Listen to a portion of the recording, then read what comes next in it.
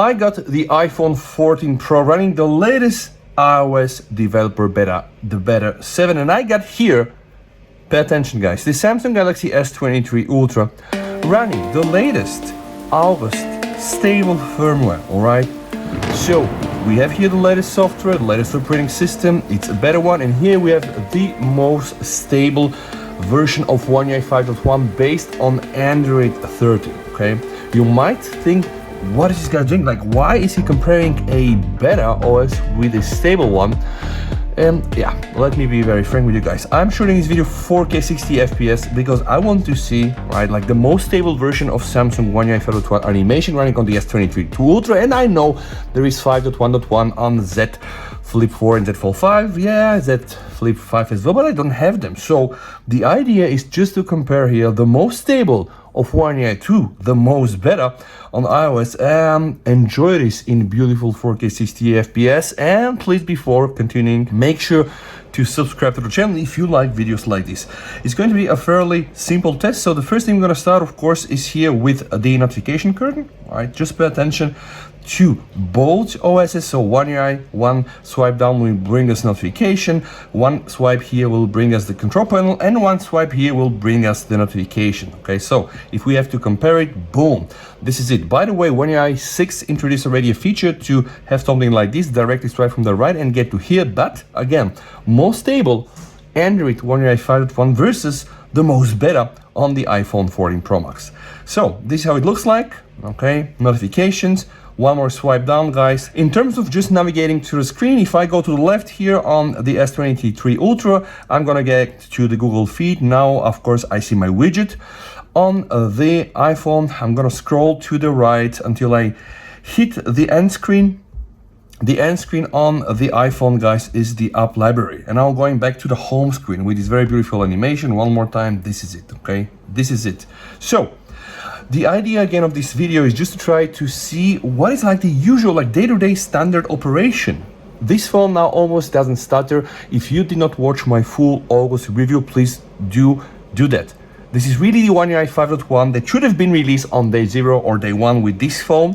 The most, the best, and yeah, I mean, I try to avoid things like amazing and like extraordinary, but it's really very good. I don't want to say it's the amazing, it's a game changer. No, it's not.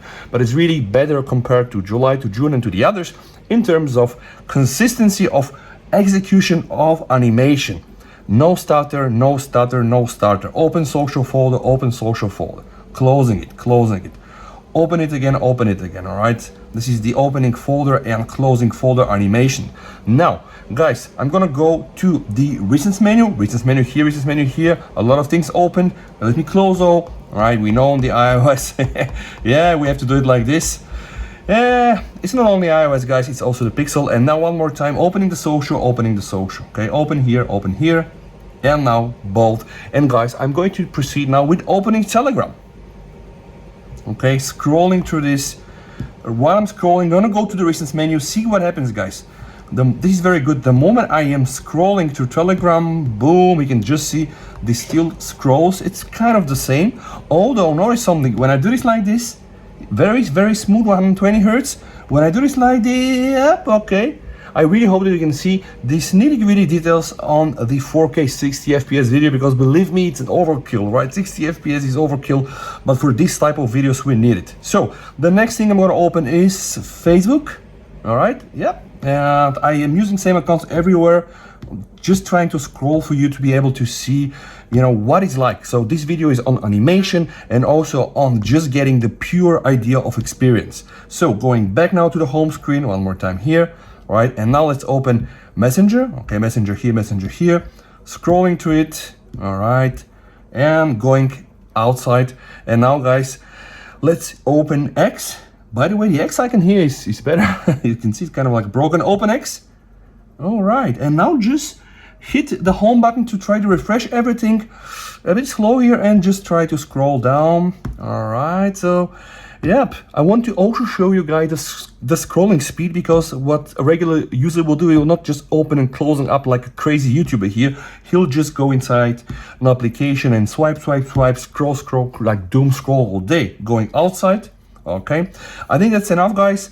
Maybe just one more thing, let's test the Insta. So opening Insta, what I'm gonna do right now, I'm gonna go to the left to see what happens with the camera. Okay, yeah, now I have to enable some access there. To the right, to the left. Okay, and we can also try to just go to the front camera. So one more, oh, by the way, guys, see the preview here and the preview here. This is kind of better. One more time, try to scroll. Okay, Instagram definitely working nice on both devices. And now directly going to get to the camera. Yeah, I'm not able to, so, okay, now I'm it. And now go outside. The next thing we're gonna do is camera opening. Directly going to shoot with the front camera, right, video here. Okay, now very quickly go from video to photos. So definitely iPhone was faster. And now going outside, inside, outside, the way iOS handles the camera with this very quick access, guys. The viewfinder is really crazy. Yeah, shutter speed, but you see, yeah, definitely this here is winning. One more time. All right. So Samsung are really getting closer, guys, to be able to control the shutter speed in, I would say, a quicker way. Now, of course, the only thing is, like, when you shoot like 100 images on a quick shutter speed, will they be good or not? Because eventually we want to have a balance between shutter speed, between quality, and of course exposure, noise, everything, right? Details.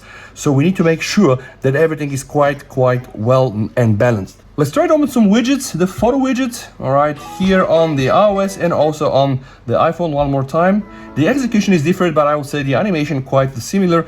And what we can now, guys, open is also the weather. So one more time, weather here, all right, scrolling, going outside, and you can just see the animations. They're really different. There is this level of fluidity on iOS. It's kind of slow, and we know we can kind of replicate this on the One UI by just slowing down animations. You can change the animation duration scale and transition scale from the developer's options. And to show you guys, if you go inside developer's option and you just search for scale, all right, just search for scale. There's gonna be something called transition scale. So window animation, transition animation scale, if you set this to 1.5, right, 1.5, it's going to be really like iOS-like, but I'm not going to do this for this video. I want to just compare these things stock. And I believe we have now a very nice feeling of what those both phones can do.